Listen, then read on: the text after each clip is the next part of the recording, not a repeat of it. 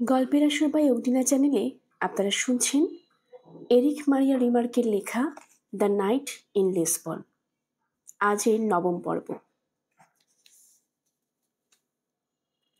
শহরে কাউকে চিনি না, তাই নিজেদের যেতে হলো। কপাল ভালো, বুড়ো অফিস খোলা পেয়ে গেলাম। বাইরে পুরনো পোস্টার ঝুলছে, লিসবনে শরৎ কাটাতে চলুন, আলজিয়ার্স আফ্রিকার মুক্ত, ফ্লোরিডায় ছুটি কাটাতে চান তাহলে চলে আসুন ইত্যাদি। বেশিরভাগ পোস্টারেরই রং চটে গেছে, শুধু লিসবনেরটা একটু উজ্জ্বল দেখাচ্ছে। অফিসের ভেতরে ঢুকতে হলো না, তার আগেই দেখা হয়ে গেল এক বিশেষজ্ঞের সঙ্গে। বছর 14 বয়সের একটা ছেলে, বয়সের তুলনায় একটু বেশিই পাকা। যে আলাপ করতে এলো, আমরা কেন এসেছি শুনেই মুখ বাঁকিয়ে হাসল। জাহাজ নেই, পুরোটাই গুজব, মুখে মুখে রটেছে। বোর্ডোর শেষ জাহাজটা এসেছিল জার্মানরা আসার আগে। ইংল্যান্ডের জাহাজ এদিকে আটকা পড়া পুলিশ বাহিনী আর স্বেচ্ছাসেবকদের তুলে নিতে এসেছিল। এখন কোনো জাহাজ বন্ধ ছাড়ছে না। চারিদিকে ভিড়ের দিকে আশা করলাম, তাহলে এরা এসেছে কেন? তোমাদের মতোই গুজব শুনে এসেছে। ফ্রান্স ছাড়তে চায়, তুমি চাও না? আমি সে আশা ছেড়ে দিয়েছি। তাছাড়া এখানে আমার সময় মন্দ কাটছে না, 2 পয়সা রোজগারও করছি। আমি একাধারে দোভাষী, পরামর্শদাতা, ভিসা আর বাসস্থান বিষয়ক বিশেষজ্ঞ কিনা। অবাক হলাম না। পরিস্থিতির কারণে এখন শিশু কিশোরদেরকেও পরিণত বয়সের মানুষের মতো জীবিকা খুঁজতে হচ্ছে। একটা ক্যাফেতে গেলাম, ছেলেটা আমাদেরকে পরিস্থিতি ব্যাখ্যা করে শোনালো। সৈন্যরা চলে যেতে পারে, কিন্তু বর্ধর রেসিডেন্স পারমিট পাওয়া খুব কঠিন। ভিসা পাওয়া তো রীতিমতো অসম্ভব। বায়ুনে স্প্যানিশ ভিসা সহজে পাওয়া যাচ্ছে, তবে সেখানে এত বেশি লোক গেছে যে জায়গা পাওয়া অসম্ভব। সবচেয়ে ভালো হয় মার্সেই যেতে পারলে, কিন্তু দূরত্ব বড্ড বেশি। আমরা অবশ্য শেষ পর্যন্ত ওখানে গিয়েছিলাম। তুমি? মাথা ঝাঁকালাম। হ্যাঁ, আমিও গিয়েছিলাম। কাহিনী খেয়ে ধরল সোয়ার্জ। রওনা হবার আগেই আমেরিকান কনসুলেটে গিয়েছিলাম। সমস্যা হলো, হেলেনের কাছে বৈধ জার্মান পাসপোর্ট আছে, নাৎসি সরকার কর্তৃক প্রদত্ত। আমারটাও অস্ট্রিয়ান পাসপোর্ট। ভিসা পেতে হলে নিজেদের বিপন্ন বলে প্রমাণ করতে হবে। রাস্তাঘাটে কাগজপত্র ছাড়া যেসব শরণার্থী পড়ে আছে, তাদের চেয়ে আমরা বিপন্ন হই কি করে? আমাদের তো পাসপোর্ট আছে। ওগুলোই আমাদের সবচেয়ে বড় শুক্র হয়ে দাঁড়ালো। ঠিক করলাম শ্যাতই ফিরে যাব। পথে 2বার ফরাসি পুলিশ আমাদের থামালো। পুরনো কৌশল কাজে লাগালাম। ওদের নাকের সামনে পাসপোর্ট দুলিয়ে জার্মান ভাষায় গালাগালে তুবড়ে ছুটালাম। ওরাও ভয় পেয়ে ছেড়ে দিল আমাদের। প্রথম যে ক্যাফেতে গিয়েছিলাম, সেখানে গিয়ে ফেরত চাইলাম আমাদের ব্যাগ দুটো, কিন্তু ক্যাফের ম্যানেজার সাফ জানিয়ে দিল কোনো ব্যাগ রাখেনি সে। জোরাজুরি করতেই খ্যাপাটে গলা বলল, চাইলেই পুলিশের কাছে যাও, যদি সাহস থাকে আর কি, তবে মনে তো হয় না যাবে। আমি বললাম, পুলিশের কাছে যাব কেন? আমাদের জিনিস ফিরিয়ে দিন। পালোয়ান টাইপের এক বেয়ারাকে ইশারায় ডাকলো ম্যানেজার। অরে, এদিকে ঘাট ধাক্কা দিয়ে বের করো তো।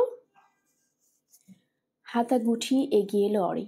আমি বললাম, খবরদার, কনসেন্ট্রেশন ক্যাম্পে যাবার শখ না থাকলে কাছে এসো না।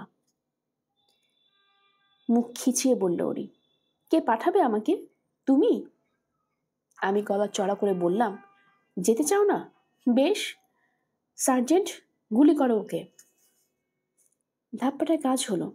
ভোরকে গিয়ে আশেপাশে ভীত দৃষ্টি বোলালো ওরি। ওর মনোযোগ টুটে যেতেই সর্বশক্তিতে 2 পায়ের মাঝখানে একটা লাথি মারলাম। গোঙানির মতো আওয়াজ বেরোলো বিশাল দেহি লোকটার গলা দিয়ে। হাঁটু মুড়ে মেঝেতে বসে পড়ল সে। ক্রুদ্ধ একটা গর্জন করে কাউন্টারের পিছন থেকে বেরিয়ে এলো ম্যানেজার।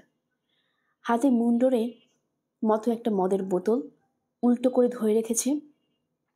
ঝট করে পাশের টেবিল থেকে আমিও একটা বোতল তুলে নিলাম। বাড়ি দিয়ে ভেঙে ফেললাম তলাটা। ধারালো একটা অস্ত্রে পরিণত হলো ওটা। অস্ত্রটা বাগিয়ে ধরলাম ওর হাতে। পরক্ষণে আরেকটা বোতল ভাঙার শব্দ হলো পিছনে। হেলেনও আমার কায়দায় একটা অস্ত্র জোগাড় করেছে। ম্যানেজারের বিপক্ষে এখন আমরা 2 জন। ভালো চাইলে আমাদের জিনিস ফিরিয়ে দাও, হিসিয়ে উঠল হেলেন। ওর রণমূর্তি দেখে দৌড়ে কাউন্টারের পেছনে আশ্রয় নিল ম্যানেজার। পর মুহূর্তে পিছন থেকে ভেসে এলো একটা গমগমে কণ্ঠ। হচ্ছে কি এখানে? ঘাড় ফিরিয়ে আটকে উঠলাম। এবার সত্যি সত্যি এক জার্মান সার্জেন্ট হাজির হয়েছে ক্যাফেতে। তীক্ষ্ণ চোখে জরিপ করছে পরিস্থিতি। অরির দিকে ইশারা করে জানতে চাইল ও আহত নাকি। হেলেন বলল, না, কিচ্ছু হয়নি ওর। লাল রঙে যেটা দেখছেন সেটা এই ভাঙা বোতল থেকে পড়ে যাওয়া মদ। সার্জেন্ট জানতে চাইল, তোমরা জার্মান? আমি বললাম, হ্যাঁ, এরা আমাদের জিনিসপত্র চুরি করেছে। কাগজ আছে তোমাদের সঙ্গে? ম্যানেজারের ঠোঁটে হাসি ফুটতে দেখলাম। বেটা জার্মান বোঝে, নিশ্চয়ই ভাবছে আমরা ফাঁদে পড়েছি। কোনো কাগজ দেখাতে পারবো না। কাগজ থাকবে না কেন? তেজের সঙ্গে জবাব দিলা হেলেন। পাসপোর্ট বের করে দেখালো। এই দেখুন, আমার ভাই ইয়োর্গেন্স অসনাব্রুকের পার্টির অধিনায়ক। কাছে একটা সেতুই উঠেছি। বেড়াতে এসেছিলাম বোর্দোয়। ব্যাগ রেখে গিয়েছিলাম এই চোরটার কাছে, অথচ এখনো বলছে ব্যাগ ট্যাগের খবর জানে না। একটু সাহায্য করুন তো। ভ্রুকুটি করে ম্যানেজারের দিকে তাকালো সার্জেন্ট। যা শুনলাম তা কি সত্যি? অবশ্যই সত্যি। ম্যানেজার জবাব দেবার আগেই চেঁচিয়ে উঠল হেলেন। জার্মান মেয়েরা মিথ্যে বলে না। কথাটা নাৎসি পার্টির মেয়েদের বাধা বলি। আমার দিকে তাকালো সার্জেন্ট। আর তুমি? আমিও ড্রাইভার। সন্তুষ্ট মনে হলো সার্জেন্টকে। ম্যানেজারের দিকে ফিরে বলল, ওদের জিনিসপত্র ফিরে দাও। নড়ল না লোকটা। তবে তার ঠোঁট থেকে হাসি মুছে গেছে। হা করে দাঁড়িয়ে আছো কেন? ধমকে উঠল সার্জেন্ট। নাকি চাইছো তোমার রেস্টুরেন্টে তালা ঝুলিয়ে দেই? তাড়াতাড়ি অরের দিকে ঘুরল ম্যানেজার। লোকটা ততক্ষণে উঠে দাঁড়িয়েছে। এই, কোথায় রেখেছো ওদের ব্যাগ? বিশ্বাস করুন সার্জেন্ট, আমি এসবে কিচ্ছু জানি না। আমার এই বেয়াদবটাই নিশ্চয়ই। খবরদার, নাটক করবে না, চেঁচিয়ে উঠল হেলেন। শয়তান কোথাকার! এখন আরেকজনের ঘাড়ে দোষ চাপিয়ে সাধু সাজা হচ্ছে। জলদি আমাদের জিনিস দিয়ে এসো, নইলে গেস্টাপো ডাকবো। অরিকে পাঠিয়ে দিল ম্যানেজার। যাও। তারপর তেলতেলে গলায় বলল, কিছু মনে করবেন না, পুরোটাই আসলে ভুল বোঝাবুঝি। বসুন না, আপনাদের একটু খেদমত করি। কি খাবেন? হেলেন বলল, কনিয়াক, সেরাটা। কাউন্টারে দ্রুত 3টা গ্লাস সাজালো ম্যানেজার। ব্যস্ত হয়ে পড়ল কনিয়াকের বোতল খুঁজতে। মুচকি হেসে হেলেনকে বলল সার্জেন্ট, তোমার সাহস আছে বটে। জার্মান মেয়েরা ভয় পেতে জানে না। হেলেন বলল, আরেকটা বাধা বলি। সার্জেন্ট জানতে চাইল, কোন মডেলের গাড়ি চালাও তোমরা?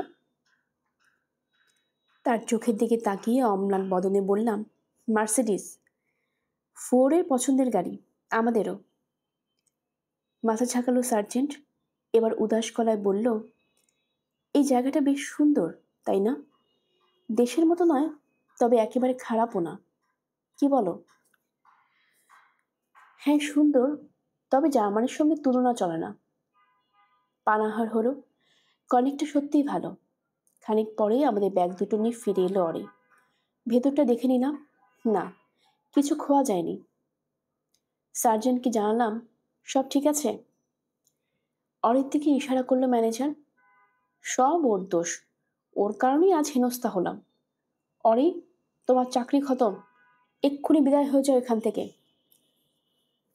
সার্জেন্টকে কৃতজ্ঞতা জানালো হেলেন। বলল, আপনি স্রেফ খাঁটি সৈনিক নন, খাঁটি ভদ্রলোকও বটে। মৃদু হেসে ওকে সৌজন্য দেখালো সার্জেন্ট। ম্যানেজার বলল, আপনারা চলে যাচ্ছেন? আমার ভাঙা বোতলগুলোর দাম কে দেবে? হেলেন মুখ ঝামটে উঠে বলল, বোতল ভেঙেছে তোমার দোষে। আমরা তো স্রেফ আত্মরক্ষা করতে চেয়েছি, এখন তার দাম দিতে যাবো কেন? সার্জেন্ট সমর্থন করলো ওকে। ঠিক, ক্ষয়ক্ষতির দায় তোমাকেই বইতে হবে। বরং ক্ষতিপূরণ হিসেবে মাদামের আরেক বোতল মদ পাওনা হয়েছে। আমি বললাম, কনিয়াকের বোতলটাই নিন, মাদাম কনিয়াক পছন্দ করেন। তাই করল সার্জেন্ট। কাউন্টার থেকে সদ্য খোলা বোতলটা নিয়ে উপহার দিল হেলেনকে। ম্যানেজার তিক্ত চোখে তাকিয়ে রইল তার দিকে। এরপর তিনজনে বেরিয়ে এলাম ক্যাফে থেকে। সার্জেন্টকে বিদায় জানালাম আমরা। ভয় হচ্ছিল লোকটা আবার আমাদেরকে গাড়ি পর্যন্ত এগিয়ে দিতে চায় কিনা। তবে হেলেন চমৎকার কৌশলে সামলালো তাকে। বলল, আরেকটু হাওয়া খেতে চায়। সার্জেন্টও আর উচ্চবাচ্য করল না। যাবার সময় বলে গেল, এমন ঘটনা আমাদের দেশে ঘটতো না, ওখানে শৃঙ্খলা আছে। লোকটা গমনপথের দিকে তাকিয়ে হাসি পেল। শৃঙ্খলা? নিপীড়ন, নির্যাতন আর গণহত্যাকে শৃঙ্খলা বলে? তার চেয়ে তো ওই ম্যানেজারের মতো বদমাশ অনেক ভালো। হেলেন জানতে চাইল, তোমার কোথাও লাগেনি তো? আমি বললাম, না, কিন্তু তুমি অত গালাগাল কোত্থেকে শিখলে? হাসলো হেলেন। ক্যাম্পে 1 বছরের বন্দি জীবন আজ সার্থক। কিছু তো কাজে লেগেছে ওখানকার অভিজ্ঞতা। কিন্তু তুমি বা ওভারের লোক তো শিখলে কোথায়? ওসব শিখতে হয় না। অধিকারের জন্য লড়ছিলাম কিনা, ওতে এমনিতেই লড়বার শক্তি পাওয়া যায়। তাছাড়া অস্তিত্ব রক্ষার জন্য সব কিছু জায়েজ। হালকা গলায় বললেও মিথ্যাটা মিথ্যে বলেনি। মিথ্যাচার বা অবৈধ পন্থা অবলম্বন ছাড়া বেঁচে থাকার উপায় ছিল না আমাদের। কোথাও থামানো হলে মিথ্যা কথা বলতাম, কৃষকদের বাগান থেকে ফলমূল চুরি করে খেতাম, গাড়িতে উঠলে ভাড়া ফাঁকি দিতাম, আরও কত কি। বিপজ্জনক ছিল সময়টা, ঝুঁকিপূর্ণ, কখনো বা কষ্টের, কিন্তু কখনো তিক্ততা অনুভব করিনি। বরং হেলেন যতক্ষণ সঙ্গে ছিল এক ধরনের আনন্দ ভরে থাকত হৃদয়। ক্যাফের ওই ঘটনাও এক হিসেবে উপভোগ্য ছিল আমাদের জন্য। কি বলো? মাথা ঝাঁকালাম। একদিক থেকে ব্যাপারটা মজারই বলা চলে। মানে, যদি দুঃখ কষ্টের অংশটা বাদ দেওয়া যায় আর কি। সোয়ার্জ বলল, বাদ দিতে শিখেছিলাম আমি হেলেনের কল্যাণে। ও আমাকে আনন্দ খুঁজতে শিখিয়েছিল। অতীতকে আঁকড়ে ধরে থাকতো না, ও বরং তাকে পিছনে ফেলে সামনে এগিয়ে যেত। ফিরে তাকাতো না। চেয়ে চেয়ে দেখতাম ওর নিত্য ভাস্কর বাস্তবতা এবং উচ্ছ্বলিত জীবন। ওর সব অভিজ্ঞতার বয়স, বর্তমান মুহূর্ত। সাধারণ মানুষের যা সারা জীবনের সঞ্চয়, ওর তা একদিনের খরচ। তবু ওর ব্যাপরা বেহিসেবি চলনে পাগলামির লেশমাত্র ছিল না। ওর সবকিছু মোৎসার্টের সুরের মতো শান্ত, সমাহিত। নীতিবোধ এবং দায়িত্ববোধের জাগতিক অর্থের কোনো উপরে ছিল হেলেন। ও যেন অতি বাস্তবতাকে মূল্যায়ন করতে শিখেছিল। ফলে ওর কাছে সাধারণ কোনো কিছুর স্থান ছিল না। ও আতশবাজির মতো দপ করে জ্বলে উঠত। দহনের শেষে ছাই পড়ে থাকতো না। সঞ্চয় করে রাখা পবিত্র চলে গিয়েছিল ওর। বুঝেছিল সঞ্চয় করে রাখা ওর পক্ষে অসম্ভব। একান্ত পীড়াপিড়িতেও ও আমার তালে তাল দিতে বাধ্য হতো। আমিও মূর্খের মতো একে এক থেকে অন্য জায়গায় টেনে বেড়ালাম। বর্দু থেকে বায়ন, বায়ন থেকে মার্সেই, সবশেষে এখানে। যা হোক, সেতই ফিরে দেখলাম সেটা বিদখল হয়ে গেছে। জার্মান বিমান বাহিনীর পোশাক পরা অফিসার আর সৈন্য সামন্ত গর্বিত ময়ূরের মতো ঘুরে বেড়াচ্ছে। একটা বীজ গাছের আড়ালে লুকিয়ে দেখলাম ওদেরকে। হেলেনকে জিজ্ঞেস করলাম, আমরা কিছু ফেলে আসিনি তো? দীর্ঘশ্বাস ফেলে বলল, তা তো এসেছি। গাছের আপেল, মুক্ত বাতাস, সোনালি অক্টোবরের রেশমি বিকেল, আর আমাদের স্বপ্নগুলো। একটু হেসে বললাম, সে তো সবখানি ফেলে যাচ্ছি। টেরাস থেকে এক অফিসারের হাঁক ডাক শুনতে পেলাম। হেলেন বলল, ওই যে শুরু হয়ে গেল 20 শতাব্দীর কণ্ঠস্বর। চলো, সময় থাকতে কেটে পড়ি। ভালো কথা, আজ রাতে আমরা ঘুমোবো কোথায়? খড়ের গোদায় কিংবা বিছানায়। তবে যেখানেই ঘুমাই একসঙ্গে ঘুমাবো আমরা। সেটাই কি বড় কথা নয়? বায়ুনে কনসুলেটের সামনে চত্বরটার কথা মনে আছে তোমার? সোয়ার্স জিজ্ঞেস করলো। ভোরবেলা 3-4টা লাইন করে সেখানে দাঁড়াতো শরণার্থীরা। কিন্তু বেলা বাড়লেই সব লাইন ভেঙে পড়ত। সবাই মিলে ঠেলাঠেলি লাগাতো ভেতরে যাবার পথটায়। হ্যাঁ, মনে আছে আমার, আমি বললাম। লাইনে দাঁড়াবার জন্য কনসুলেট কর্তৃপক্ষ টিকিট বিলি করতেন। তারপরও শরণার্থীরা অকারণে দরজায় ভিড় করত, হই হল্লা করত। কনসুলেটের জানালা যখন খুলতো রীতিমতো পাগল হয়ে যেত ওরা। পারলে দূর থেকে সবাই জানালা দিয়ে পাসপোর্ট ছুড়ে দেয় আর কি। উন্মাদনা পেয়ে বসতো সবাইকে। বিশ্বলয়ের সব মেয়ে ততক্ষণে ঘুমোতে চলে গেছে, জেগে আছে কেবল দুজন। তাদের মাঝ থেকে একজন হাই তুলতে তুলতে এগিয়ে এলো আমাদের দিকে। মোটামুটি সুন্দরী বলা চলে তাকে। টেবিলের কাছে এসে বলল, তোমরা অদ্ভুত লোক, সে কখন থেকে শুধু কথাই বলছো। আমাদের শোয়ার সময় হয়েছে, তবে ক্যাফে খোলা থাকছে, চাইলে আরো কিছুক্ষণ বসে গল্প করতে পারো। আমরা গেলাম। বেরিয়ে গেল মেয়ে দুটো। দরজা খুলতেই কয়েক মুহূর্তের জন্য সকালের রোদ হামলে পড়ল ভিতরে। ঘড়ি দেখলাম। সুরাজ বলল, জাহাজটা আজ ছাড়বে না, ছাড়বে আগামীকাল রাতে। বিশ্বাস হলো না ওর কথা। সেটা বুঝতে পেরে সে বলল, চলো গিয়ে দেখি। বিশ্বলয়ের নীরবতা ফেলে বেরিয়ে এলাম সকলের কলকাকলিতে। অল্প বয়সী একদল বাচ্চা আমাদের সামনে দিয়ে ছুটে গেল, তাদের হাতের ঝুড়িতে তাজা মাছ। সুরাজ মূর্তির মতো দাঁড়িয়ে আছে। আমাকে বলল, দেখেছ কিভাবে দৌড়াচ্ছে? মনে হচ্ছে কোথাও কোনো গোলমাল নেই। বন্দরে গেলাম আমরা। নদীর পানি অশান্ত, ছলকে ছলকে উঠছে। সকালের রোদে লোকজন ব্যস্ত হয়ে ঘোরাফেরা করছে। কেউ কাজ নিয়ে ব্যস্ত, কেউ বা নিজেকে নিয়ে। ঝরা পাতা যেভাবে বাতাসে ভেসে বেড়ায়, সেভাবে আমরাও এগিয়ে চললাম ভিড়ের মাঝ দিয়ে। সুরাজ জিজ্ঞেস করল, জাহাজ যে আগামীকাল আগে ছাড়বে না, এ কথা তোমার বিশ্বাস হচ্ছে না? ঘাড় ফিরিয়ে তাকালাম ওর দিকে।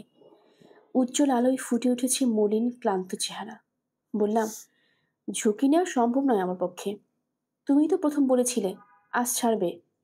চলো কাউকে জিজ্ঞেস করে দেখি, ব্যাপারটা খুবই গুরুত্বপূর্ণ। সুরাজ বলল, আমার জন্যও ছিল। হঠাৎ করে সব গুরুত্বহীন হয়ে পড়ল। আর কিছু বললাম না আমি। দুজনে দ্রুত পা চালালাম। অস্থির হয়ে উঠেছি। জীবন আমাকে রঙিন দিন আর কোলাহলে আসরে ডাকছে। রাত শেষ, আধার নিয়ে আর কত দুঃস্বপ্ন দেখব। হাঁটতে হাঁটতে একটা বড় দোকানের সামনে এসে দাঁড়ালাম। দোকানের চারপাশে অজস্র পোস্টার ঝুলছে। জানালায় লাগানো হয়েছে একটা নোটিশ। অনিবার্য কারণে জাহাজ ছাড়ার সময় আগামীকাল পর্যন্ত পিছিয়ে দেওয়া হয়েছে। সুরাজ বলল, দেখলে তো, অযথাই অস্থির হচ্ছিলে। আমার গল্প প্রায় শেষ। বড় করে শ্বাস ফেললাম। বাড়তি একটা দিন পাওয়া গেল। তারপরেও নিশ্চিত হয়ে নেওয়া ভালো। এগিয়ে গিয়ে দোকানের দরজায় হাতল ঘোরালাম। খুলল না ওটা, তালা দেওয়া। আশপাশ থেকে ডজন খানিক লোক আমাকে দেখছে। সবাই শরণার্থী। দরজা বন্ধ দেখে তড়িঘড়ি উল্টো ঘুরল ওরা। অন্য কাজে ব্যস্ত হওয়ার ভান করল। যথেষ্ট সময় আছে তোমার হাতে। সুরাজ বলল, চলো কফি খাওয়া যাক। বন্দরে একটা কফি শপে ঢুকলাম দুজনে। সুরাজ দ্রুত তার কফি শেষ করলো। কাপটা দুহাতে আঁকড়ে ধরে থাকলো উষ্ণতা পাওয়ার জন্য। সে জিজ্ঞেস করলো, কটা বাজে? 7:30। 1 ঘন্টা, বিড়বিড় করলো সুরাজ। আর 1 ঘন্টা পরে আসবে ওরা। আমার দিকে মুখ তুলে তাকালো।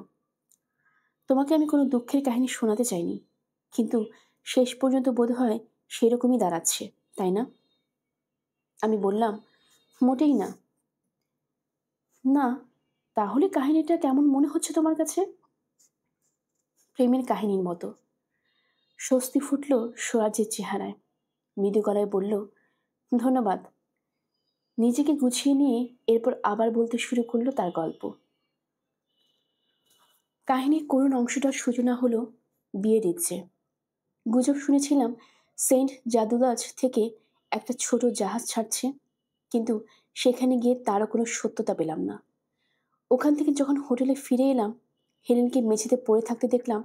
ব্যথায় কাতরাচ্ছে, পেটে ব্যথা। আমাকে বলল, এক্ষুনি চলে যাবে, আমাকে একটু একা থাকতে দাও, আমি ডাক্তার নিয়ে আসছি।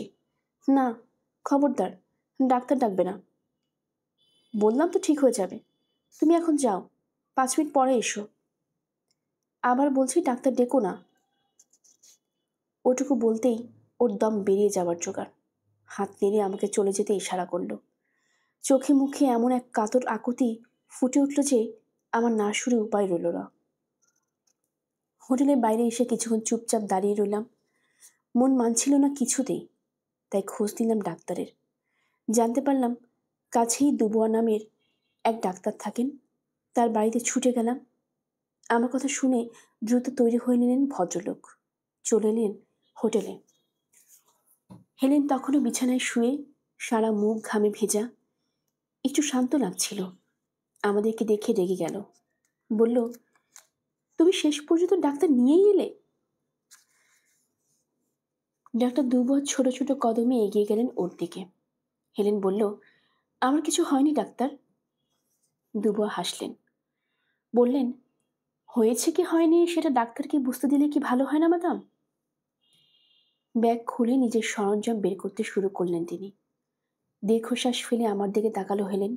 বলল, তুমি এখানে থেকো না, বাইরে অপেক্ষা করো। বিভ্রান্ত অবস্থায় বেরিয়ে এলাম হোটেল থেকে। ক্যাম্পের ডাক্তারের কথা মনে পড়ছে বারবার। আমাকে সতর্ক করে দিয়েছিল সে। রাস্তায় পায়চারি করতে থাকলাম। কাছে একটা গ্যারাজ থেকে হাতুড়ি পিটার আওয়াজ আসছে। আমার মনে হলো যেন কেউ লোহার চাদর পিটিয়ে কফিন তৈরি করছে।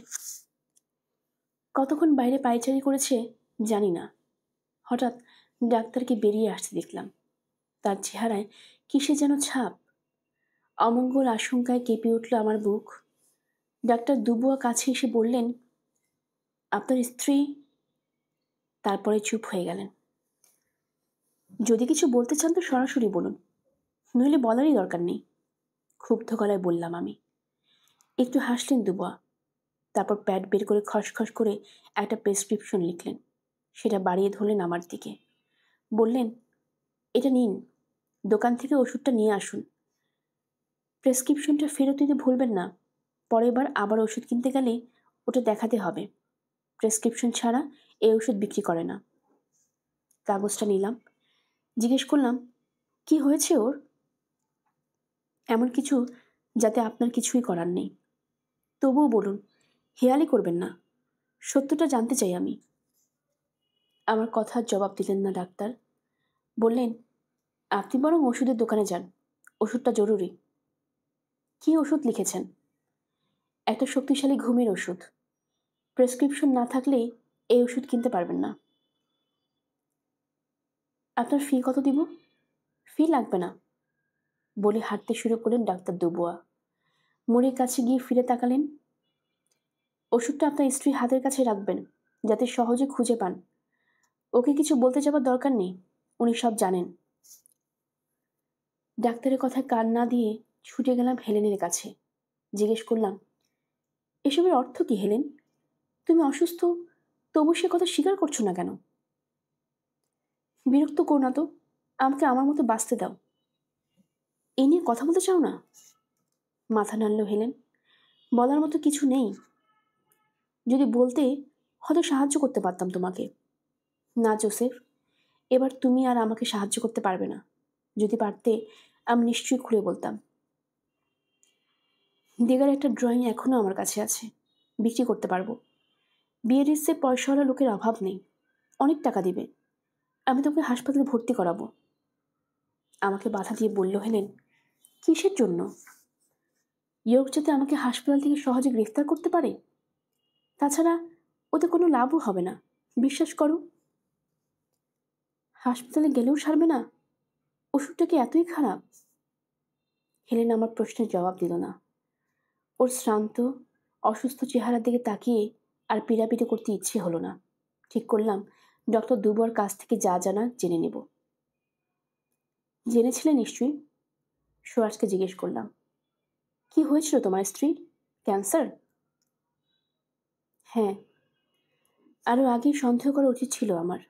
সুইজারল্যান্ডের বিশেষজ্ঞ ডাক্তার ওকে বলেছিল নতুন অপারেশন করে লাভ হবে না। ও একবার করিয়েছিল, সেই দাগই আমি দেখেছিলাম। ডাক্তার ওকে চরম সত্যটা জানিয়ে দিয়েছিল। বলেছিল ওর সামনে দুটো পথ রয়েছে। প্রথমত, অর্থহীন কিছু অপারেশন করিয়ে বাকি দিনগুলো হাসপাতালে বিছানায় পড়ে থাকতে পারে, কিংবা হাসপাতালের বাইরে একটা সংক্ষিপ্ত মুক্ত জীবন কাটাতে পারে।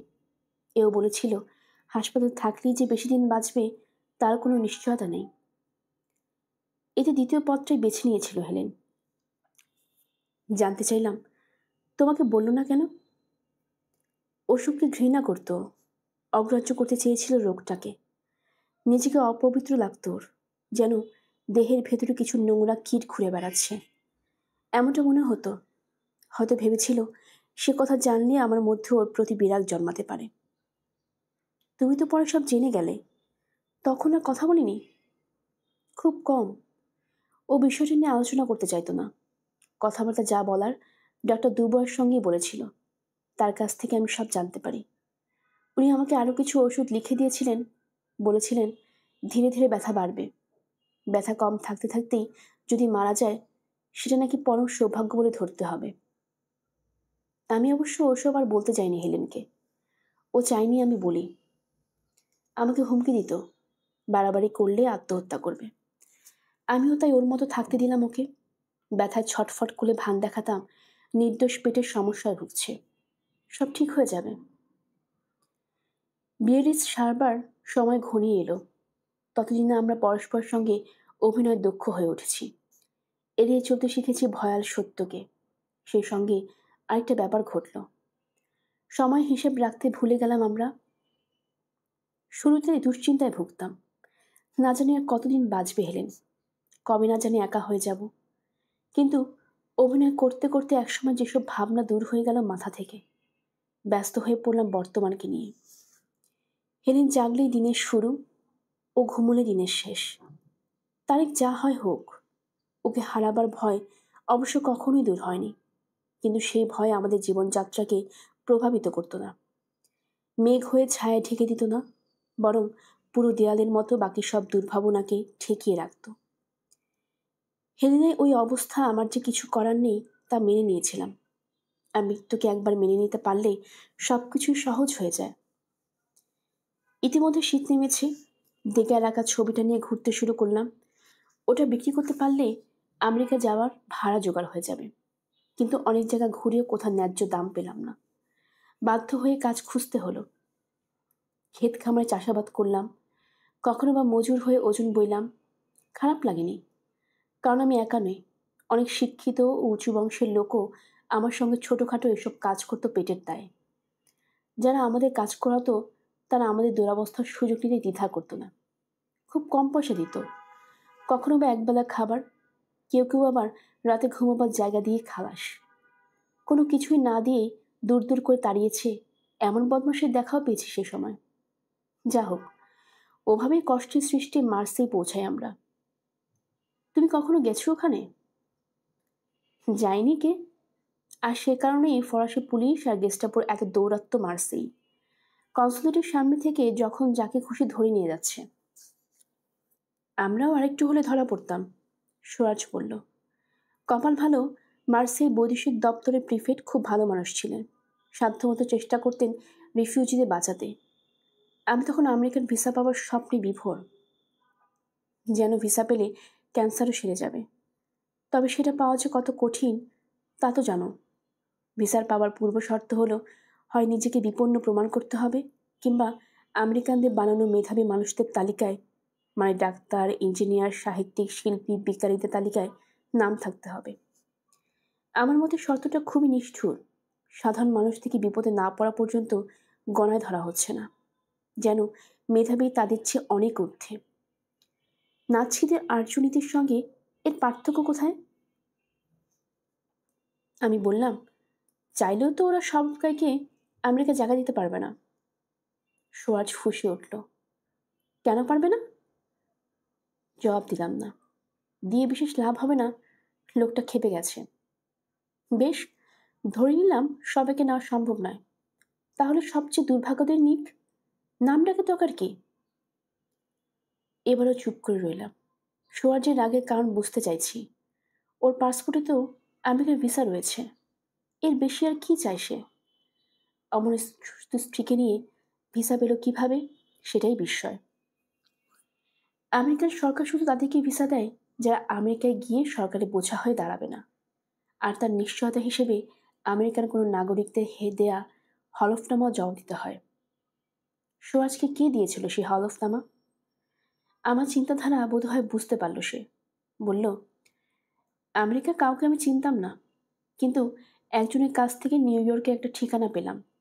সেখানে চিঠি লিখলাম, আমাদের পরিস্থিতি সবিস্তারে ব্যাখ্যা করলাম সেই চিঠিতে। আমার এক বন্ধু বলল, কাজটা ভুল করেছি। অসুস্থ মানুষকে আমেরিকায় ঢুকতে দেওয়া হয় না, বিশেষ করে যারা চিকিৎসার ঊর্ধ্বে। আমার বরং উচিত ছিল হেলেনকে সুস্থ সবল বলে বর্ণনা করা। কথাবার্তার ওই অংশটা হেলেন শুনে ফেলল।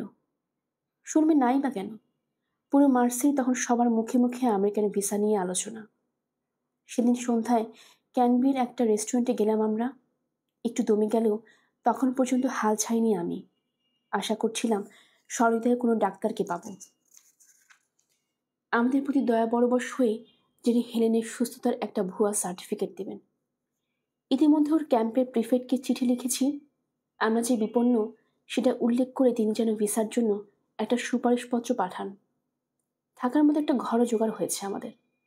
1 সপ্তাহে রেসিডেন্স পারমিট পেয়েছি, কাজের অনুমতি পাওয়া যায়নি। তবে রাতের বেলা গোপনে একটা রেস্টুরেন্টে থালাবাটি ধোয়ার কাজ করি। সেখান থেকে যা পাই আর পুরনো সঞ্চয় মিলিয়ে মোটামুটি স্বচ্ছন্দে কাটছে দিন। 2 বার প্রেসক্রিপশন দেখিয়ে মরফিনের 10টা অ্যাম্পুল কিনেছি। হেলেনের ব্যথা উপশমের দাওয়াই। আর কিছু প্রয়োজন ছিল না আমাদের। রেস্টুরেন্টে জানালার পাশে একটা টেবিলে বসেছিলাম আমরা। তাকিয়েছিলাম রাস্তার দিকে। হালকা লাগছিল নিজেদের। রেসিডেন্স পারমিট পাওয়ার আগামী 7 দিন চোরের মতো থাকতে হবে না আমাদের। হঠাৎ কেঁপে উঠল হেলেন। খপ করে চেপে ধরল আমার হাত। বিস্ফোরিত চোখে তাকিয়ে আছে বাইরে। ফিসফিসিয়ে বলল, ইয়র্ক। চমকে উঠলাম। কোথায়? ওই যে খোলা গাড়িটায়, এইমাত্র গেল। তুমি নিশ্চিত? মাথা ঝাঁকালো হেলেন, কিন্তু আমার কেন যেন বিশ্বাস হতে চাইল না। সামনে দিয়ে আরো গাড়ি যাচ্ছে, সেগুলো আরোহীদের চেহারা দেখার চেষ্টা করলাম। না, কারো মুখে স্পষ্ট নয়। তাহলে ইয়র্কের চেহারা হেলেন চিনল কি করে? দুনিয়া এত জায়গায় থাকতে ও মার্সি আসবে কেন? বলেই বুঝলাম ভুল প্রশ্ন করেছি। এখানে আসাটাই বরং স্বাভাবিক। মার্সি হলো ফ্রান্সের রিফিউজিদের শেষ ঠিকানা। কারো খোঁজ পেতে চাইলে এখানে আসাই সবচেয়ে বুদ্ধিমানের কাজ। হেলেনকে বললাম, এখানে আর থাকা যাবে না, শহর ছেড়ে বেরিয়ে যেতে হবে আমাদের। কোথায় যাবে? স্পেনে। স্পেন কি আরো বিপজ্জনক নয়? আশঙ্কাটা ভিত্তিহীন নয়। গুজব শুনেছি গেস্টাপোরা স্পেনে ঘাঁটি করেছে। স্প্যানিশ পুলিশ নাকি রিফিউজিদের গ্রেফতার করে তুলে দিচ্ছে জার্মান কর্তৃপক্ষের হাতে। কিন্তু আমরা নিরুপায়। তাছাড়া চারদিকে এত গুজব শুনেছি যে সব বিশ্বাস করাও মুশকিল। পুরনো এক যুদ্ধে নতুন করে নাম লেখালাম, স্প্যানিশ ট্রানজিট ভিসা পাওয়ার যুদ্ধ। সেটা পাওয়ার জন্য পাসপোর্টে পর্তুগিজ ভিসা চাই। পর্তুগিজরা আবার ভিসা দেয় তৃতীয় কোনো দেশের ভিসা থাকলে। ওসব জোগাড় হলেও শান্তি নেই। ফ্রান্স থেকে বেরোতে গেলে চাই এক্সিট ভিসা। সে এক ভয়াবহ চক্র। এক রাতে কপাল খুলে গেল। আমেরিকান এক যুবকের সঙ্গে পরিচয় হলো আমাদের। ইংরেজি জানে এমন কাউকে খুঁজছিল সে। ছেলেটি বেশ আন্তরিক স্বভাবের। পরিচয় খানিক পরেই দেখা গেল সে আমাদের টেবিলে বসে গল্প মত্ত হয়ে উঠেছে। আমাদেরকে মদ কিনে খাওয়াচ্ছে। কথায় কথায় জানলাম জাহাজের জন্য অপেক্ষা করছে সে, আমেরিকায় ফিরে যাবে। জিজ্ঞেস করলো, তোমরাও আমার সঙ্গে চলো না কেন? কয়েক মুহূর্ত কথা বললাম না। নির্দোষ প্রশ্নটা যেন আমাদের মধ্যে যোজন যোজন দূরত্ব সৃষ্টি করেছে। অন্য গ্রহে বাস করে সে। ওর জন্য যেটা সহজ স্বাভাবিক, আমাদের জন্য সেটাই নিতান্তই অসম্ভব। খানিক পর নিচু গলায় বললাম, ভিসা নেই আমাদের। সেটা কোনো সমস্যা নাকি? মার্সিয়া আমাদের কনসুলেট আছে তো, ওখানকার সবাই খুব ভালো, চাইলেই ভিসা দিয়ে দিবে। সেই ভালো মানুষদের আমি খুব ভালো করেই চিনি। মানুষ না, দেবতা তারা। তাই ঘন্টা পর ঘন্টা অপেক্ষা করেও তাদের দেখা পাওয়া যায় না, নাগাল পাওয়া যায় না। আমেরিকান বন্ধুকে অবশ্য সে কথা বলতে গেলাম না। যুবক বলল, আগামীকাল তোমাদেরকে নিয়ে আমি যাব কনসুলেটে। তাল মেলানোর জন্য বললাম, ঠিক আছে যাব, যদিও এক বিন্দু বিশ্বাস করছি না ওর কথা। তাহলে এসো, তোমাদের আমেরিকা যাওয়া উপলক্ষে আরেক দফা মদ হয়ে যাক। একসঙ্গে পান করলাম আমরা। যুবকটি হাসি খুশি নিশ্চিন্ত চেহারা আমার কাছে অসহ্য লাগছিল। বসে বসে আমেরিকা গল্প শোনাচ্ছিল আমাদেরকে। মনে হচ্ছিল আধার পাতালে বসে রূপকথা কাহিনী শুনছি। নিউ ইয়র্কের ব্রডওয়ে গল্প বলছিল সে। নামকরা অভিনেতা, নাটক, নাইট ক্লাব ইত্যাদির কথা। বোঝা যাচ্ছিল যে শহরের বর্ণনাও দিচ্ছে সেই শহর কোনোদিন যুদ্ধ দেখেনি। হেলেনের দিকে তাকিয়ে অবাক হলাম। মনোযোগ দিয়ে যুবকটির কথা শুনছিও। আগে কখনো ওর মাঝে আমেরিকা বিষয়ক কোনো আগ্রহ লক্ষ্য করিনি। ধীরে ধীরে ওর চেহারা উজ্জ্বল হয়ে উঠল।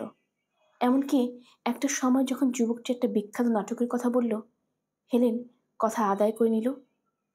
আমেরিকায় পৌঁছানোর পর ওকে সেই নাটক দেখাতে নিয়ে যেতে হবে। মদ আর সিগারেট ধ্বংস করতে করতে দুঃখের হাসি হাসলাম। আগামীকালে ওর স্বপ্ন ভেঙে চুরমার হয়ে যাবে। ভুল ধারণা করেছিলাম আমি, কারণ পরদিন ঠিক সকাল 10টায় হাজির হলো যুবকটি। রাতে অতিরিক্ত মদ্যপানের কারণে মাথা ধরা হয়েছে ওর। ওদিকে হেলেনের শরীর খারাপ। অজ্ঞতা আমাকে একাই বেরোতে হলো নতুন বন্ধুটির সঙ্গে। বাইরে বৃষ্টি পড়ছিল। কনসুলেটের সামনে পৌঁছে দেখলাম বাইরে বরাবরের মতো ভিড় করে আছে শরণার্থীরা। আমেরিকার বন্ধুটির হাতে সবুজ পাসপোর্ট জাদু মন্ত্রের মতো কাজ করলো। ওটা দেখাতেই পুরাণের সাগরের মতো দুভাগ হয়ে গেল জটলা। খুলে গেল কনসুলেটের দুয়ার। এরপর যা ঘটল তা অবিশ্বাস্য। কনসুলেটের লোকেরা যখন ভিসা দেওয়ার শর্ত শোনালো, তরুণটি অকপটে বলে বসল সে আমাদের জন্য হলফনামা দেবে। সম্পূর্ণ অচেনা দুজন মানুষের জন্য কেউ এতটা করতে পারে তা ভাবা যায় না। কনসুলেটে ঘণ্টাখানেক থাকলাম আমরা। কয়েক সপ্তাহ আগেই ওখানে একটা দরখাস্ত জমা দিয়েছিলাম। সেখানে বর্ণনা করেছিলাম কেন আমাদের জীবন বিপন্ন। সঙ্গে ছিল প্রয়োজনীয় কাগজপত্র, সুইজারল্যান্ডের এক দালালের মাধ্যমে সংগ্রহ করা। ওতে আমার কনসেন্ট্রেশন ক্যাম্পে বন্দী থাকার প্রমাণ ছিল। ইউরোপ যে আমাদের খোঁজ করেছে সেই সংক্রান্ত একটা চিঠির কপিও ছিল। যা হোক, ফাইল ঘেটে সেই দরখাস্ত বের করা হলো। তারপর বলা হলো 1 সপ্তাহ পর যোগাযোগ করতে। কনসুলেট থেকে বেরিয়ে আমেরিকান যুবকটি হাত মেলালো আমার সঙ্গে। বলল, কাজ হয়ে গেছে, এবার নাকে তেল দিয়ে ঘুমোতে পারো। কি বলেছে ধন্যবাদ জানাবো তোমাকে তার প্রয়োজন নেই। আমারই বরং সৌভাগ্য তোমাদের জন্য কিছু করতে পেরেছি। এই নাও। আমাকে একটা ভিজিটিং কার্ড দিল সে। আমেরিকায় পৌঁছে দেখা করো আমার সঙ্গে। চলে যেতে উদ্যত হলো সে। আমি ভয়ার্ত গলায় বললাম, তুমি চলে যাচ্ছ? কিন্তু কোথাও যদি গড়বড় হয় তোমাকে পাবো কোথায়? যুবক হাসল। কিসের গড়বড়? সব ব্যবস্থাই তো করে দিয়ে দিলাম। কিচ্ছু ভেবো না। আমার বাবা প্রভাবশীল লোক, তার কথা বলেছি ওদেরকে। আমার এখন না গেলে নয়। শুনেছি আগামীকাল একটা বোট যাচ্ছে ওরায়। জায়গাটা ঘুরে আসি। ফের কবে ফ্রান্সে আসবো কোনো ঠিক নেই।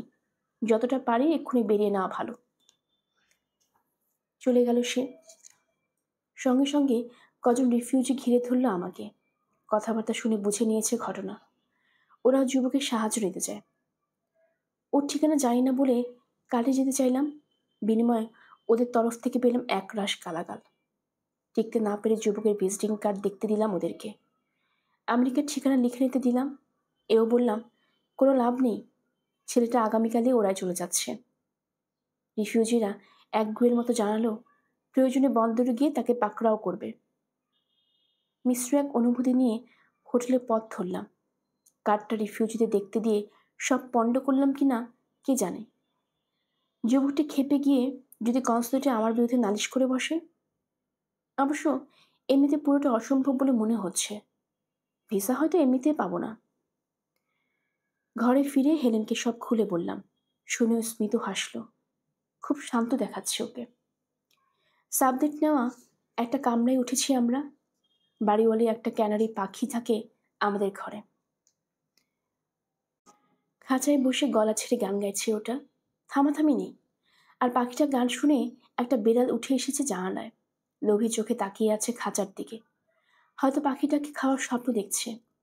জানালা বন্ধ করে দিলেই বেড়ালের উৎপাত থেকে রক্ষা পাওয়া যায়, কিন্তু বন্ধ কামরায় নাকি দম আটকে আসে হেলেনের। তাই খোলা রাখতেই হলো। হেলেনকে জিজ্ঞেস করলো, সাঁতার কথা মনে আছে তোমার? আমি বললাম, আছে, কিন্তু কেন যেন বিশ্বাস হতে চায় না। ওখানে আমরা ছিলাম। সারাক্ষণে মনে হয় অন্য কার স্মৃতি ওগুলো। আমার দিকে তাকালো হেলেন। হয়তো তাই। বলল, প্রত্যেক মানুষের ভেতরেই একাধিক সত্তা বাস করে। কখনো কখনো তারই কোনো একটা জোড়াল হয়ে ওঠে। দেহ মনে দখল নেয়। আর তখন মানুষ বদলে গিয়ে পরিণত হয় আরেক মানুষে, স্বল্প সময়ের জন্য। তবে শেষ পর্যন্ত পুরনো রূপটাতে ফিরে যেতে হয় সবাইকে, ঠিক না? কি জানি, আমার মনে হয় অন্য কোনো সত্তা নেই, একটাই রূপ আমার। মাথা নাড়ল হেলেন। ভুল বললে কোনো একদিন তার প্রমাণ পাবে। তার মানে?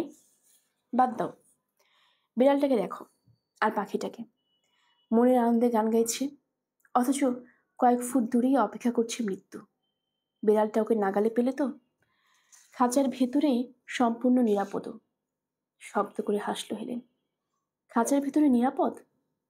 ওরকম নিরাপত্তা কে চায়? পরদিন সকালে হাঁক ডাকের আওয়াজে ঘুম ভাঙল আমাদের। বাড়িওয়ালি চেঁচিয়ে পাড়া মাথায় তুলছে।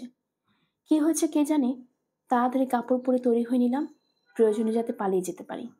এরপর খুললাম দরজা। না, বাইরে পুলিশ নেই, তবে পরিষ্কার শুনতে পেলাম বাড়িওয়ালি গলা। চেঁচাচ্ছে সে, রক্ত আর রক্ত। অন্য কোনোভাবে মরতে পারলি না হারামজাদি? সারা ঘরে সর্বনাশ করেছে, এখন আমার পুলিশ ডাকতে হবে? এই হয় ভালো মানুষের প্রতিদান এভাবে দেয় এরা? 5 সপ্তাহে ভাড়া পেতাম আমি ওর কাছে। অন্যান্য ঘরে ভাড়াটেরা ধীরে ধীরে বেরিয়ে আসছে, উকি দিচ্ছে আমাদের পাশের কামরায়। 60 বছর এক বৃদ্ধা থাকতো ওখানে। সে হাতে শিরা কেটে আত্মহত্যা করেছে। বিছানায় গিয়ে গড়িয়ে পড়ছে রক্ত। ল্যাকম্যান নামে এক ফ্রাঙ্কফুটের রিফিউজি বলল, ডাক্তার ডাকুন। মার্সের রাস্তায় জপমালা আর সাধুদের ছবি বিক্রি করে সে। কিসের ডাক্তার? মুখ ঝামটে উঠল বাড়িওয়ালি। দেখছো না, মরে কাঠ হয়ে গেছে। তোমাদের সঙ্গে কথা বলার এই হলো এক জ্বালা। ভালো কোনো বুদ্ধি যদি পাওয়া যায়। আরে বাবা, ডাক্তার তো হবে পুলিশ। আসুক ওরা, তোমাদের ধরে নিয়ে যাক, আমি পরোয়া করি না। হায় খোদা, বিছানাটা আমি কি করে সাফ করব? ল্যাকম্যান বলল, আমরা পরিষ্কার করে দিব, আপনি পুলিশ ডাকবেন না। আর ভাড়া? আমার ভাড়ার কি হবে? চাঁদা তুলে পরিশোধ করে দিব আমরা। লাল কিমানো পরা এক মহিলা বলল। প্লিজ, পুলিশ আনবেন না, আমরা কোথায় যাব? একটু দয়া করুন। দয়া দেখাতে গিয়েই তো ফাঁসলাম, গজগজ করে উঠল বাড়িওয়ালি। বেটির কাছে তাও যদি দামি কিছু থাকতো। দাঁড়াও, দেখছি। জিনিসপত্র ঘাঁটতে ব্যস্ত হয়ে পড়ল বাড়িওয়ালি। কামরার ভেতরে একটা নগ্ন বাল্ব জ্বলছে। সে আলো একটা ছোট্ট সুটকেস দেখা গেল খাটের তলায়। উবু হয়ে সেটা টেনে বের করলো সে। ডালা খুলল। ধ্যাত, কিচ্ছু নেই, খালি জঞ্জাল আর পুরনো জুতো। ওটা কি? আঙ্গুল তুলে একটা ছোট বাস্ক দেখালো লাল কিমানো পরা মহিলা। তার নাম লুসি লৌ। পুরনো মোজা বিক্রি আর ভাঙা বাক্সর বসে মেরামত করে তার দিন চলে। ছোট্ট বাক্সটা খুলল বাড়িওয়ালি। গোলাপি মখমলের উপর শুয়ে আছে একটা চেইন আর একটা পাথর বসানো আংটি। সোনা? না, ইমিটেশনও হতে পারে। ল্যাকম্যান বলল, সোনাই? বাড়িওয়ালি খেকিয়ে উঠল। কচু, সোনা হলে বহু আগেই বেঁচে দিত। অভাবে পড়লেই সব কিছু বিক্রি করে না মানুষ, শান্ত গলায় বলল ল্যাকম্যান। ওগুলো সোনারই তৈরি, পাথরটা চুনি, সব মিলিয়ে 700-800 ফ্রার জিনিস। হাসিও না, বিশ্বাস না হলে আমাকে দিন, বিক্রি করে টাকা এনে দিচ্ছি। কি ভেবেছ আমাকে, গাধা? এগুলো হাতে পড়লে যে পালিয়ে যাবে তা আমি জানি না ভেবেছ? পুলিশে খবর দিল বাড়িওয়ালি। না দিয়ে অবশ্য কোনো উপায় ছিল না, আত্মহত্যার ঘটনা ধামাচাপা দেওয়া সম্ভব নয়। লাশ নিয়ে বা কি করবে সেটা বুঝতে পেরে ভাড়াটেরা ঝটপট বেরিয়ে গেল বাড়ি থেকে। বেশিরভাগই গেল তাদের দৈনন্দিন রুটিনে কনসুলেটে ধারণা দিতে। বাকিরা গেলাম কাছের একটা গির্জায়। শহরে ওটাই সবচেয়ে নিরাপদ স্থান। আমরা যখন পৌঁছলাম গির্জায় তখন প্রার্থনা শুরু হয়েছে। মহিলারা কালো পোশাক পরে সার বেঁধে বসেছে, যেন কালো মাটির ঢিবি। অর্গান বাজছে, অনেকগুলো মোমবাতি জ্বলছে, তার আলো ঠিকরে পড়ছে সোনালি কারুকাজ করা পবিত্র পাত্রের উপর। পাত্রে যিশুর পবিত্র রক্ত রাখা আছে, যার সাহায্যে তিনি পৃথিবীকে রক্ষা করেছিলেন। ফলাফল, রক্তাক্ত ধর্মযুদ্ধ, ধর্মের নামে অনাচার, বিধর্মীদের উপর নিপীড়ন, তাদেরকে আগুনে পুড়িয়ে মারা, সবই প্রভুর নামে। রেল স্টেশনে গেলে কেমন হয়? হেলেনকে বললাম। এখানে বড্ড ঠান্ডা। পরে যাব, একটু অপেক্ষা করো। প্রার্থনা বিধির কাছে গিয়ে হাঁটু গেড়ে বসলো হেলেন। কার কাছে? কিসের প্রার্থনার জন্য করছে বুঝতে পারলাম না। অস্তাম্বরকে গির্জার কথা মনে পড়ল। তখন ওকে অচেনা লেগেছিল। গত কয়েক মাসে ধীরে ধীরে দূরত্ব কমেছে আমাদের, কিন্তু আজ আবার যেন দূরত্ব সরে যাচ্ছে। ও অচেনা কোনো জগতে, যেখানে নাম পরিচয় বা আইনের বালাই নেই। যদি ফিরেও আসে, ও আগের মতো থাকবে না, আমারও থাকবে না। অবশ্য কখনো কি ছিল? একজন মানুষ কি করে আরেকজন মানুষের হয়? সম্পর্কে যে অচ্ছেদ বন্ধনের কথা আমরা ভাবি, তা আসলে মোহ ছাড়া আর কিছু নয়। বাস্তবতা হলো, মানুষ একাকী থাকতে পারে না, তাই একজন সঙ্গী খুঁজে নেয়। তার মানে এই নয় যে সঙ্গীর ওপর তার অধিকার জন্মালো। কিসের জন্য প্রার্থনা করলে? হেলেন ফিরে এলো ইতস্তত গলায় জিজ্ঞেস করলাম। অদ্ভুত চোখে আমার দিকে তাকালো, বলল, আমেরিকার ভিসার জন্য। সম্পর্কে যে অচ্ছেদ বন্ধনের কথা আমরা ভাবি, তা আসলে মোহ ছাড়া আর কিছু নয়। কিসের জন্য প্রার্থনা করলে? অদ্ভুত চোখে আমার দিকে তাকালো, বলল, আমেরিকার ভিসার জন্য। মিথ্যে বলছে নির্ঘাত। ভিসা ঠেকানোর প্রার্থনা করে থাকলেও অবাক হব না। আমেরিকার ব্যাপারে ওর বিরূপ মনোভাবের উদাহরণ এর আগে বহুবার পেয়েছি। প্রথম যেবার আমেরিকা যাওয়ার কথা তুলেছিলাম, ও বিরক্ত গলায় বলেছিল, আমেরিকায় গিয়ে কি করবে? অত দূরে যাবারই বা কি দরকার? আজ আমেরিকা যেতে চাইছো, কাল দেখা যাবে আমেরিকা ছেড়ে আরেক দেশে পালানোর কথা বলছো। এভাবে ছোটাছুটি করে যে লাভ নেই, তাকে তুমি জানো না? কোথাও কেউ আমাদের সাহায্য করবে না। আসলে পরিবর্তনের প্রতি বীতশ্রদ্ধ হয়ে পড়েছে। ত্যাগ করেছে ভবিষ্যতের সব আশা। মৃত্যুর কালো ছায়া ওর দৌড়ে বেড়ানোর ইচ্ছাটুকু হরণ করেছে। অসুখের কারণে ঘন ঘন রূপ বদলাচ্ছে ওর। কখনো হাসছে, কখনো কাঁদছে, কখনো আমাকে ভালোবাসছে, আবার কখনো বা তীব্র ঘৃণা দিয়ে তাকাচ্ছে। এই দেখা গেল শান্ত, কিন্তু খানিক পরেই ফেটে পড়ছে ক্ষোভে। কিন্তু সবকিছুর পরও আমার কাছে অবলম্বন খুঁজছে। কঠিনের সময়ে আমি ওর পাশে আছি বলে ঠিকই দৃষ্টিতে ফুটে উঠেছে কৃতজ্ঞতা। বাড়ির উপর নজর রাখার জন্য একজনকে রেখে আসা হয়েছিল। খানিক পরে সে এসে জানালো, পুলিশ চলে গেছে। ল্যাকম্যান বলল, আমাদের আসলে মিউজিয়ামে যাওয়া উচিত ছিল, ওখানে হিটিং সিস্টেম আছে। মিউজিয়ামটা কোথায়? জানতে চাইল পিঠে কুজলে এক যুবতী। তার স্বামীকে পুলিশ ধরে নিয়ে গেছে গত 6 সপ্তাহ ধরে। স্বামী ফিরে আসার অপেক্ষায় রয়েছে সে। মিউজিয়ামের ঠিকানা বলতে শুরু করলো ল্যাকম্যান। আমার মনে পড়ল বুড়ো সোয়ার্জের কথা। হেলেনকে জিজ্ঞেস করলাম, মিউজিয়ামে যেতে চাও? এখন না, চলো ঘরে ফিরি। আমি চাইছিলাম না হেলেন ওই মৃত বৃদ্ধার লাশ দেখুক, কিন্তু ওর জোরাজুরিতে বাড়ি ফিরতে বাধ্য হলাম। বাড়িওয়ালি ততক্ষণে শান্ত হয়ে এসেছে। বোধহয় এরই মাঝে চেইন আর আংটির দাম যাচাই করে নিয়েছে। আমাদেরকে দেখে চুপচুপ করে সহানুভূতি প্রকাশ করলো বৃদ্ধার জন্য। সে বলল, বেচারি, বেনামি লাশ হিসেবে কবর দিতে হবে ওকে। জিজ্ঞেস করলাম, কেন? পাসপোর্ট নেই? ওতে তো নাম থাকার কথা। পাসপোর্ট না, একটা পারমিট পাওয়া গিয়েছিল। পুলিশ আসার আগেই ওটাতে লটারি চড়িয়েছে ভাড়াটেরা। লাল চুলো মেয়েটা বিচিতেছে। এখন বুড়ির নাম ধামের মালিক সে। ভালোই তো, মেয়েটার কোনো কাগজপত্র ছিল না, পারমিট দিয়ে মরা মানুষ কি করবে? লাশটা দেখতে চাও? না। হেলেন বলল, আমি দেখব। ওর সঙ্গে ঢুকলাম বৃদ্ধার কামরায়। লাশের শরীর থেকে রক্তপাত বন্ধ হয়েছে ইতিমধ্যে। দুটো রিফিউজি মেয়ে এখন পরিষ্কার করছে কামরাটা। আমাকে দেখে খেকিয়ে উঠে বেড়ে যেতে বলল। নীরবে সরিয়ে এলাম, তবে হেলান রয়ে গেল। বাইরে কিছুক্ষণ অপেক্ষা করার পর ভেতরে ঢুকলাম আবার। বিছানায় পায়ের কাছে দাঁড়িয়েছিল হেলেন। এক দৃষ্টে তাকিয়েছিল বৃদ্ধার সাদা হয়ে যাওয়া মুখটার দিকে। একটা চোখ পুরোপুরি বন্ধ হয়নি, কেমন যেন বিভৎস লাগছে চেহারাটা। কাছে গিয়ে ডাকলাম ওকে, চলে এসো। মৃত্যু তাহলে এমন? দীর্ঘশ্বাস ফেলে বলল, ওকে কোথায় কবর দিবে? জানি না। গরিবদের যেখানে কবর দেওয়া হয় সেখানেই নিশ্চয়ই। খরচাপাতি কিছু লাগলে বাড়িওয়ালির চাঁদা নেবে আমাদের কাছ থেকে। স্থির হয়ে দাঁড়িয়ে রইল হেলেন। খোলা জানালা দিয়ে ঠান্ডা বাতাস আসছে। একটু পর জিজ্ঞেস করলো, কখন কবর দেবে? আশা করি কাল পরশুর মধ্যে। মানে পুলিশ যদি ময়নাতদন্ত না করে আর কি। ময়নাতদন্ত কেন? উনি তো আত্মহত্যা করেছেন। পুলিশ কি সেটা মানছে না? নিশ্চয়ই মানবে। বাড়িওয়ালি ঝুঁকলো কামরায়, আমাদেরকে জানালো আগামীকাল লাশটা নিয়ে যাবে পুলিশ, হাসপাতাল দিয়ে দেবে, ডাক্তারি ছাত্ররা কাটাকুটি করে অপারেশন শিখবে, আমাদেরকে কোনো টাকা দিতে হবে না। বেঁচে গেছি। তোমরা কফি খাবে? হেলেন মাথা নাড়ল। না, কিন্তু আমার কফি না হলে চলছে না, বলল বাড়িওয়ালি। মনটা অশান্ত হয়ে আছে। কেন তা বুঝতে পারছি না। সবাইকে তো একদিন মরতে হবে।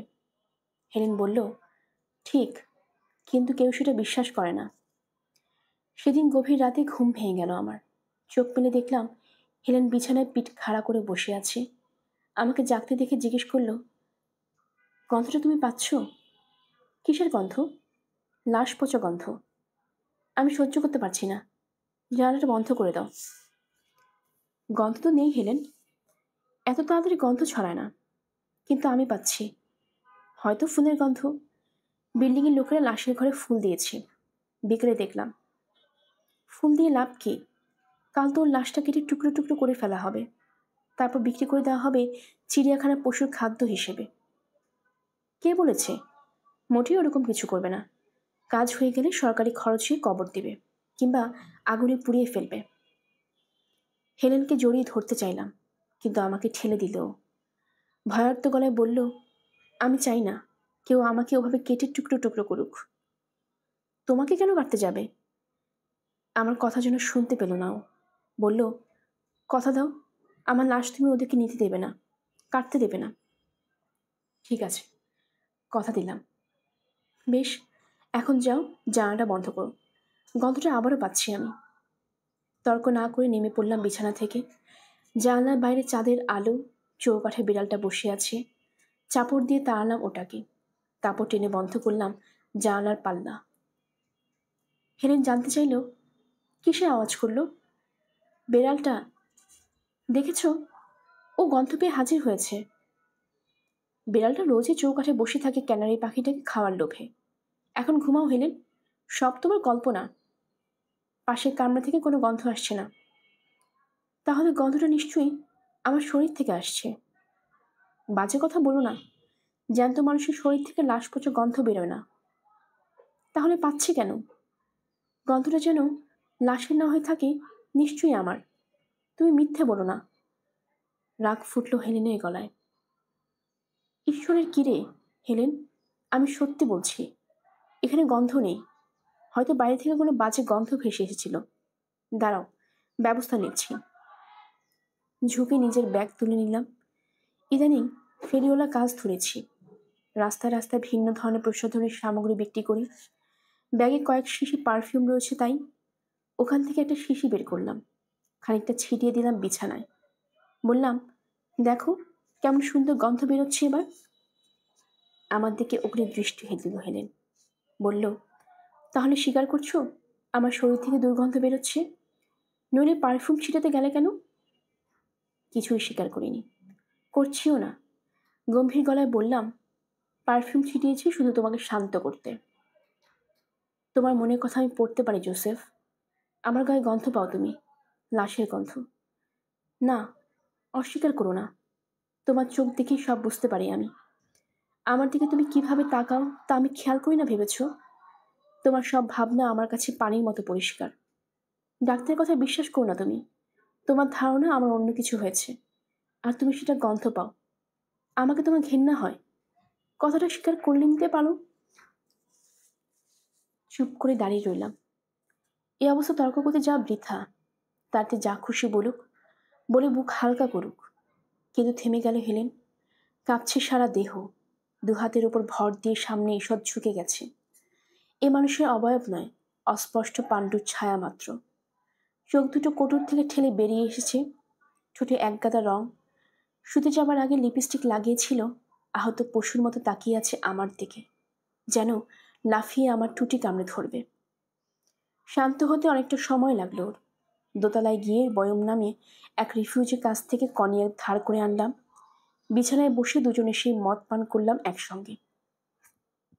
অপেক্ষা করতে থাকলাম ভোর হবার জন্য। আলো ফুটতেই শুনতে পেলাম পায়ের আওয়াজ। লাশ নেবার জন্য সকাল সকাল লোক এসেছে। সিঁড়িতে ওদের বুটের আওয়াজ শুনলাম। অপরিসর করিডরে স্ট্রেচার ঠেকে যাওয়ায় কে যেন গাল দিয়ে উঠল। খানিক পরে স্ট্রেচারে লাশ তুলে আবার চলে গেল ওরা। যেতে যেতে ঠাট্টা মশকরা করছিল। পাতলা দেওয়াল ভেদ করে পরিষ্কার শোনা গেল তাদের কণ্ঠ। 1 ঘন্টা পর বৃদ্ধার খালি কামরায় নতুন ভাড়াটে উঠল। পরের কিছুদিন আমি বাসনকোসন, ছুরি কাচ্ছি ইত্যাদি ফেরে করে বেড়ালাম। ঘরে ফিরতে ফিরতে রাত হয়ে যেত। একদিন একটু আগে ভাগে ফিরে দেখলাম হেলেন ঘরে নেই। চিন্তায় পড়ে গেলাম। তবে বাড়িওয়ালা আশ্বস্ত করল ওকে কেউ ধরে নিয়ে যায়নি, নিজেই নাকি বেরিয়েছে। প্রায় বেরোয় এভাবে। ও অনেক দেরি করে ফিরল, চেহারা ক্রুব্ধ হয়ে আছে। আমাদেরকে তাকালো না। কি বলবো ভেবে পেলাম না। কিছু না বললেও অস্বাভাবিক দেখায়, তাই জিজ্ঞেস করলাম, কোথায় ছিলে হেলেন? হাঁটতে। এই আবহাওয়ায়? হ্যাঁ, এই আবহাওয়াতে গিয়েছিলাম। অত জেরা করো না তো। জেরা করছি না, চিন্তা হচ্ছিল তোমাকে পুলিশে ধরে গিয়ে নিয়ে গেল কিনা। পুলিশ কোনোদিন আমাকে ধরতে পারবে না। কথাটা বিশ্বাস করতে পারলে ভালো লাগতো। আমার দিকে অগ্নি দৃষ্টি দিল হেলেন। আর যদি একটা প্রশ্ন করো, আমি বেরিয়ে যাব। সারাক্ষণ চোখে চোখে রাখো, আমার এসব ভালো লাগে না। বাইরের মানুষ কখনো ওভাবে তাকায় না, আমাকে কোনো প্রশ্নও করে না। ওর কথার অর্থ বুঝতে অসুবিধে হলো না। ঘরের বাইরে কেউ ওর রোগ সম্পর্কে জানে না, বাইরে ওর রোগী নয়। সাধারণ একজন নারীর মতো আচরণ পায়, সাধারণ নারী হয়ে থাকতে চায় ও। গল্পের আসর পাই অগ্নিনা চাইলে আপনারা শুনছিলেন এরিক মারিয়া রিমার্কের লেখা দ্য নাইট ইন লিসবন। আসছিল এর 9ম পর্ব। আমাদের গল্প পাঠ আপনাদের কাছে ভালো লেগে থাকলে কাইন্ডলি সাবস্ক্রাইব করবেন, নতুনদের জানিয়ে দিবেন, বন্ধুদের সাথে শেয়ার করবেন। সবাই ভালো থাকবেন। ধন্যবাদ।